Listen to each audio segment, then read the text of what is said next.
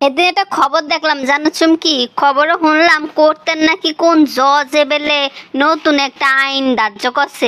পুরুষরা নাকি প্রথম বউ থাকা সত্ত্বেও আরো বিয়া করতে পারবো, এমনকি বড় অনুমতিও লাগতো না। কথাটা কি সত্যি? কত দেহি। আর তো মনে হয় না, এদিন সব ভুয়া খবর। খালি একটা করতো কিল্লাই 40টা করো, কে মানা করছে? একটা হর একটা করব, একটার হর একটা করব, খাওয়াই তো হারবো, করতেও হারবো, সমস্যা কি?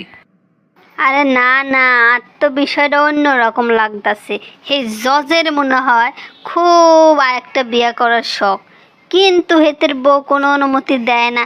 কি আর বউ, লাস্টে হইতে এই বিষয়টা মনে হয় মাথাত লইছে, এলাই ধার্য করছে এই আইন, যাতে সেই সুযোগে হইতে নিজেও বিয়া করতে পারে। তোর যদি এত চিন্তায় হয় তাহলে যা, হে জজের তুই বিয়া করে হালা। তোর এত মাথা ব্যথা কিনলে, তোর যদি বিয়া করার শখ হয় জজের, তাহলে করবি নি ক?